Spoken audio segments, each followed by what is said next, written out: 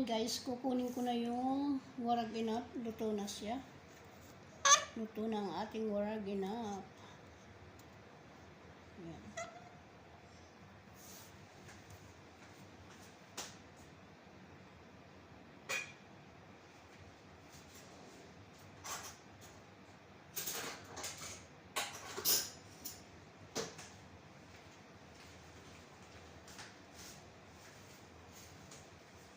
Mainit yung aking tinakip na para hindi nga siya magbuka.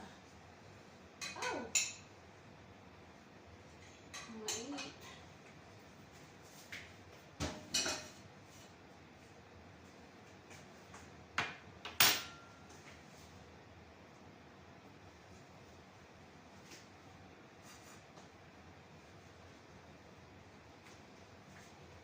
Ayan.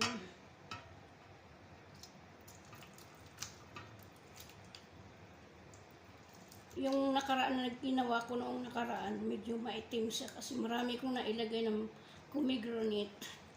Ngayon, ito, kaunti lang linagay ko. Ayan. Ayan, ang dami ko ngayon ginawa.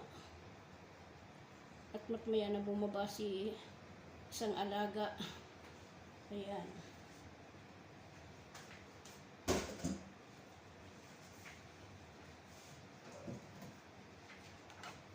Yan guys. Yan ang ating waraginap. Ito ay pagkain ng mga Arabic ng aking mga amo.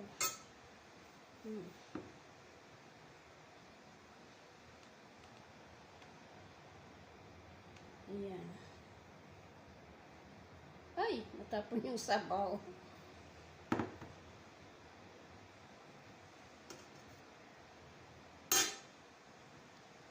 Tikman natin.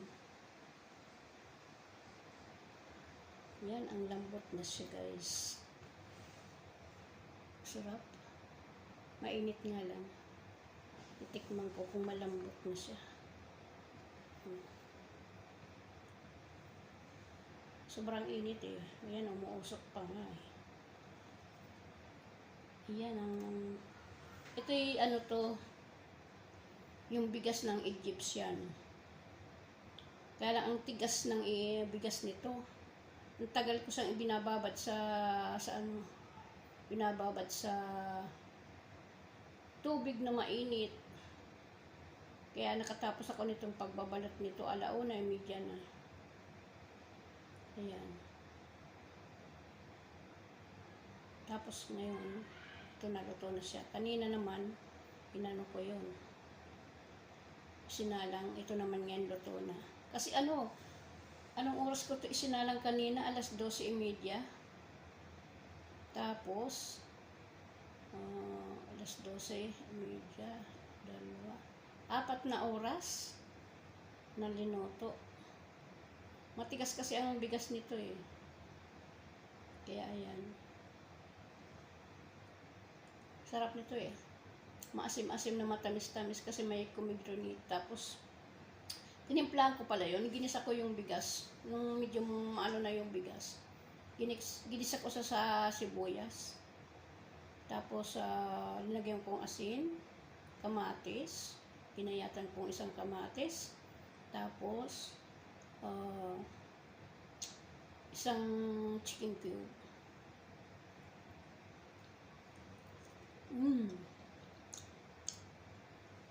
Sarap. Maasim-asim nga lang. Maasim kasi may ilan yung lemon na 4 na lemon. 4 ata ba yun yung ginawa kanina o 3?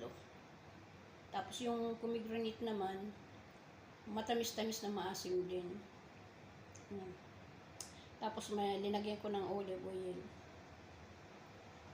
Sarap. Mainit.